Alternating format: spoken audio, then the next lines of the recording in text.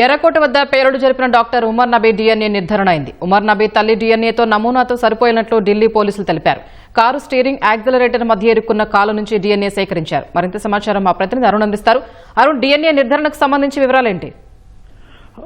సోమవారం సాయంత్రం ఢిల్లీ ఎర్రకోట వద్ద జరిగినటువంటి కారు బాంబు బ్లాస్ట్ కేసు సంబంధించిన విచారణ త్వరితగతిన ముగించాలని చెప్పి కేంద్ర ఏజెన్సీలు భావిస్తున్నాయి. ఇందుకు అనుగుణంగా నిన్న మొన్న కారు బాంబు పేలుడు జరిగినటువంటి ప్రదేశము, దాని కొనసాగింపుగా మంగళవారము, ఆ తర్వాత నిన్న కూడా అక్కడి నుంచి ఆధారాలు సేకరించడంతో పాటుగా కారు బాంబు బ్లాస్ట్ లో చనిపోయినటువంటి వారి డిఎన్ఏలు, ఎక్కడైతే కారు బాంబు బ్లాస్ట్ జరిగిందో, ఏ కారులో నుంచి అయితే జరిగిందో ఆ కారులో గుర్తించినటువంటి మృతదేహం నుంచి సేకరించినటువంటి డిఎన్ఏలు, అంతకు ముందు కాశ్మీర్ లో మరొక 2 ప్రాంతాల్లో అరెస్ట్ చేసిన వారి నుంచి సేకరించిన డిఎన్ఏలతో నిందితుడి డిఎన్ఏ సరిపోలినట్లుగా పోలీస్ వర్గాలు వెల్లడించాయి, నిఘా వర్గాలు వెల్లడించాయి.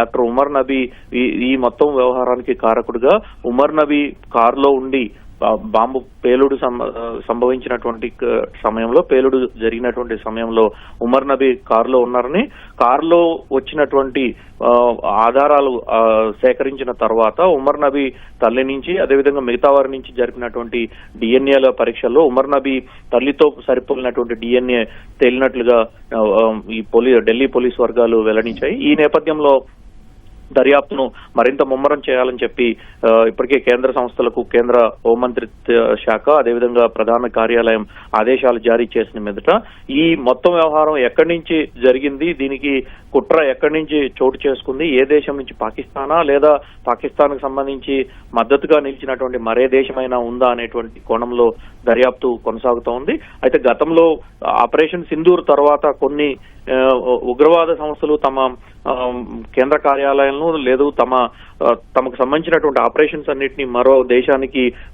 తరలించినట్లుగా నిఘా వర్గాలు వెల్లడిస్తున్నటువంటి నేపథ్యంలో అక్కడి నుంచి ఏ విధమైనటువంటి ఆపరేషన్స్ జరుపుతున్నారనేటువంటి స్థాయిలో కూడా పూర్తి స్థాయి విచారణ జరుగుతోంది.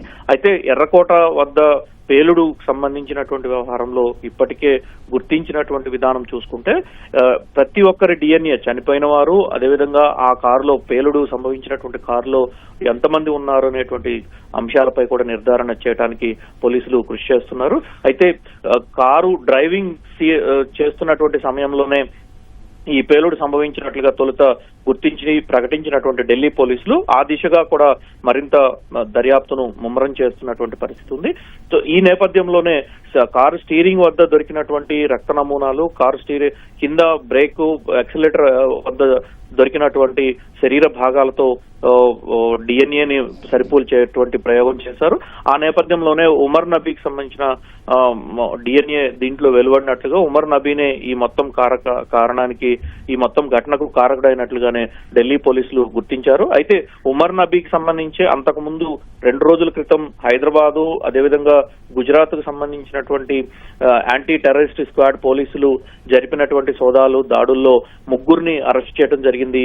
దాంతో పాటుగా ఫరీదాబాద్ లో దొరికినటువంటి 3000 కిలోల పేలుడు పదార్థాలు కూడా ఉమర్ నబీనే కీలక పాత్ర పోషించినట్లుగా ఇప్పటికే పోలీసు వర్గాలు గుర్తించాయి.